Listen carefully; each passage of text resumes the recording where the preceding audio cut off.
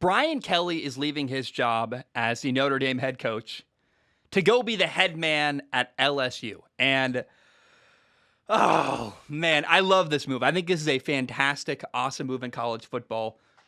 Brian Kelly could have stayed at Notre Dame forever. Like, no one was going to push him out. And I think what he's doing by going to LSU is he's taking a risk. And he's going to play in big games against Georgia, Alabama, Florida, Texas A&M, Ole Miss, Mississippi State. Like, he wants to play higher level competition. He's playing with the big boys now. In the SEC, they got a lot of great coaches: Jimbo Fisher, Nick Saban, Kirby Smart, Lane Kiffin, Mike Leach. I mean, it goes on and on and on. And I'm excited, man. Brian Kelly is leaving a stable situation, which is hard to do when you got job security and you're safe and you're getting paid and you're winning. That's hard to leave. And he's leaving a stable situation and taking a risk to try to get an even better life. I love that, man. There's no better way to live your life than by taking risks to see if you can get more. And that sounds silly to me, but like, I really think that he realized, hey, I hit a ceiling at Notre Dame where it's just not going to get any better than it's been. And as a college football fan, it's fun to think about what's collecting in the SEC, all the top quarterbacks, all the top coaches, all the top talent. Now you're adding another good coach to the SEC. That's going to be really fun, and I'm excited about that.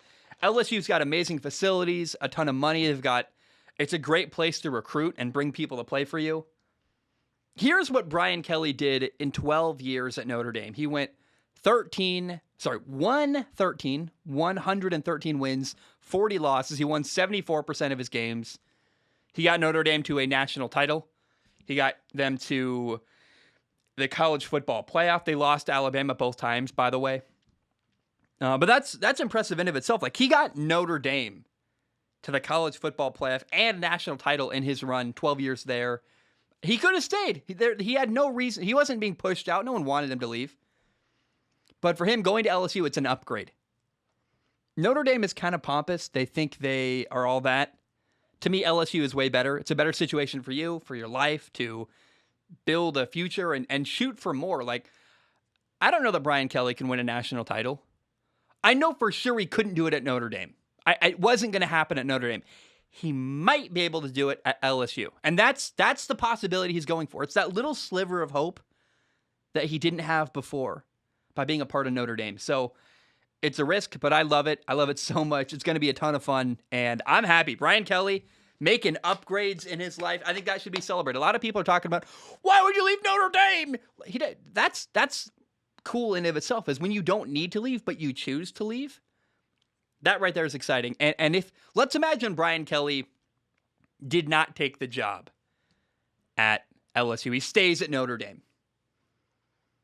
You think he's going to live the rest of his life thinking about, what if I taken that job? You don't want that at all. Like, you don't want to live your life thinking about what if. Now for LSU, I think this is probably, who else were they going to hire?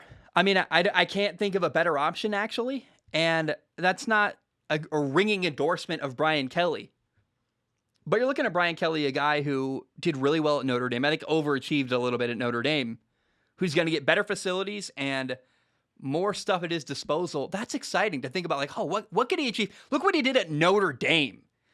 What can he achieve with more money, better facilities, and even more passion with his fan base? I think like it's a perfect marriage. It's one that people are probably not that excited about because Brian Kelly's not a hot new name in college football, but this is a really successful coach who's done more with less than what LSU has. And I talked a while ago about what LSU could do is hire a coach maybe out of the FCS level who's been winning with fewer scholarships and less facilities.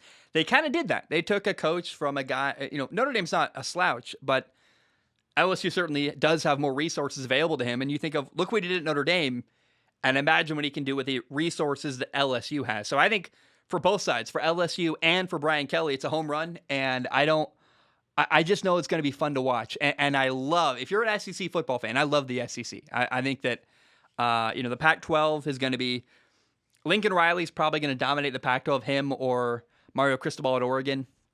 Although Mario Cristobal's had time and hasn't built a truly dominant program at Oregon. Like, they win the Pac-12, but they don't dominate the Pac-12 the way USC might be able to with Lincoln Riley.